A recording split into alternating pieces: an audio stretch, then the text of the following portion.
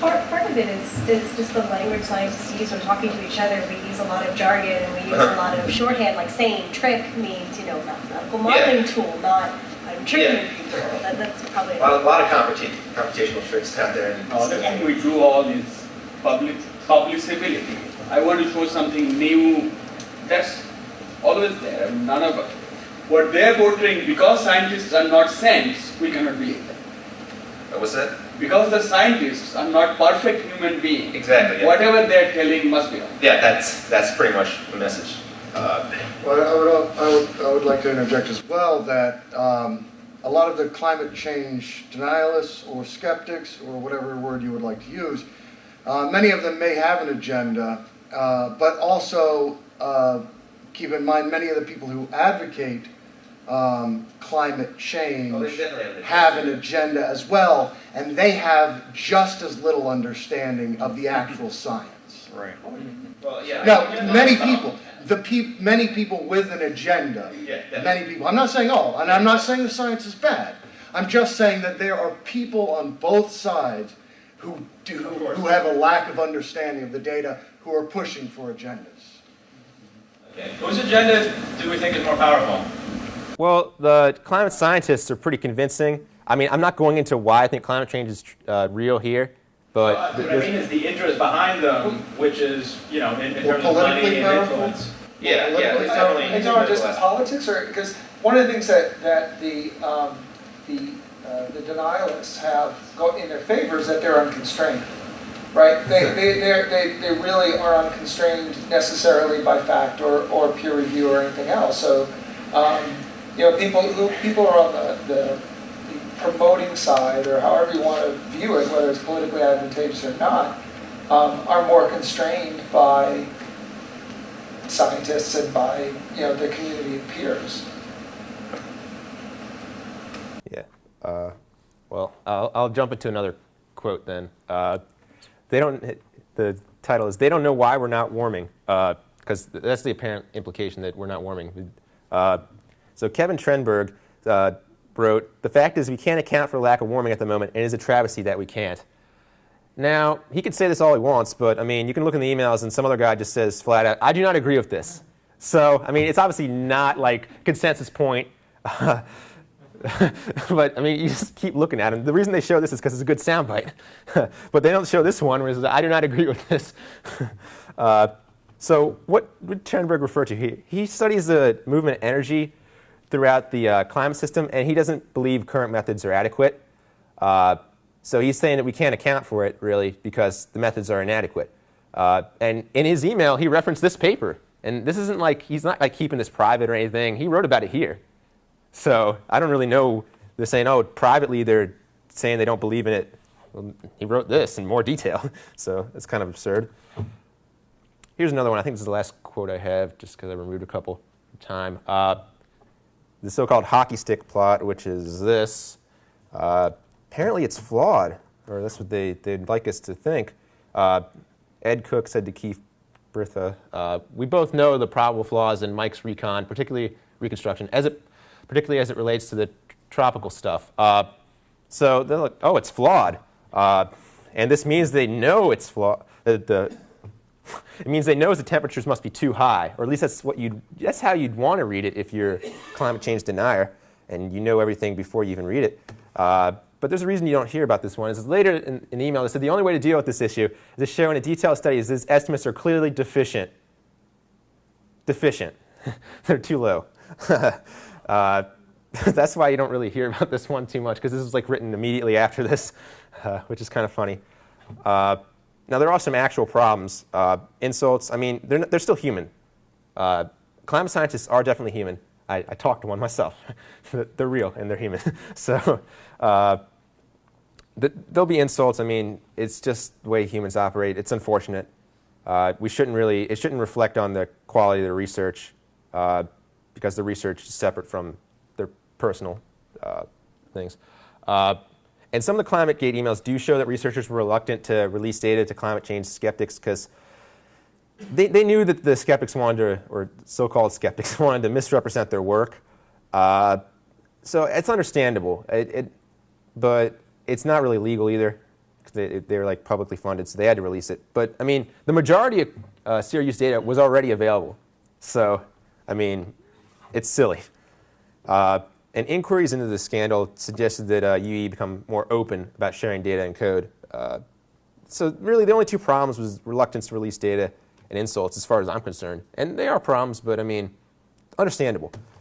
This is some stuff from inquiries into the scandal, like the House of Commons investigated in the UK. And they said, within our limited inquiry and the evidence we took, the scientific reputation of Professor Jones, it's Phil Jones, and CRU remains intact. So basically, I mean, there's no problem here, as I've shown. It's just kind of silly, really hyperbolic nonsense just to say that it's like a conspiracy or something. And what's missing? This is what, like a funny one. Criticism of the hackers. You don't really see too many of these people be like, oh man, it's a real travesty this guy's hacked their computers. It's kind of odd, and especially since it was right before a Copenhagen conference about climate change. And just think about ClimateGate versus Watergate. Like in Watergate, they broke into, they tried to get some information. So the same thing happened in ClimateGate, but it's kind of reversed. It's something to think about. Any mention of a conspiracy, there's no real conspiracy going on in these emails. It's not like the NWO is controlling it like some of these people were saying. But you can actually, that East Anglia Emails website, they have like this thing to show what people are searching for. New World Order. They're searching for it. They're trying to find the connection with the New World Order. It's kind of funny. They aren't in it for the research money either, though. I guess that, I mean, it doesn't really seem so. I guess maybe privately they might be, but they wouldn't even say it, or at least it doesn't seem that they would. You also don't see any indication that climate change is a hoax. I mean, they all seem pretty convinced that it's real in the emails. This is taking some of their claims to their logical extremes. So they say CRU and Michael Mann's data was forged. I mean, let's say that's true. It doesn't mean anything. I mean, there's other researchers out there who produce data. Then you just look at some other data. Kind of silly. Or there are too many emails for them to be forgeries. They must be real. This is what Rush Limbaugh said, I think. Which is kind of funny. Because then his general implication is that, well, he does believe climate change is like a hoax. So he thinks that all the other data was forged then, I guess. And that's more data than the CRU emails. So, I mean, if you're going to say that there's too much for it to be fake, then you say way more other stuff's fake. It's kind of doesn't make any sense. I'm just looking for some consistency. I guess that's it. Any questions or anything? What are your thoughts on Bjorn Lomborg's recent kind of change of heart? He came out with an article and he said that no, we really now have to start committing like $100 million a year to fix this. Now it's a real problem, he said. I don't really know anything with Even politics. then, still understating it. I don't pay attention. He probably no. You know who Bjorn Lomborg is, right? No. Oh, he's like he's not skeptic anymore. Yeah, basically he rose to prominence by saying, you're overstating the problem, kind of implying that it was alarmism, and I see. So what if the temperature goes up, then it's a bit warmer, and that's a good thing. Just in my opinion, it was kind of concern trolling. But anyway, so now he came out and he said that I've had a change of heart, and it really is a problem. But yeah, look him up. Okay. So, but at the same time, I mean, the second column in Harrington, towards the beginning, what needs to be done. Mm-hmm. There, Dr. Lundberg is not ceding any ground. He's still saying that the solutions being proposed are not useful. Oh, okay. Yeah, he's accepting that it's warming, but he's not okay. accepting that anything needs to be done. So you're in a lucky position in that you had a professor who's a climate scientist that you could talk to and have the professor break this down for you. But most of us, the real science and the real debates are going on in the journals where the jargon is well above our heads. Have you come across any good resources for people to understand climate change, or for us to show a friend who might be questioning it that breaks down the jargon? There's something on YouTube that I thought was pretty good. The guys use names like Greenman3610 or something like that. Does anyone know who this is? Yeah, is that accurate? Greenman361. Peter Sinclair, that's his name. Yeah, he has some good videos. I've watched a number of them. Climate denial crock of the week. Yeah. I don't know. Maybe he's more condescending than I am. I don't know.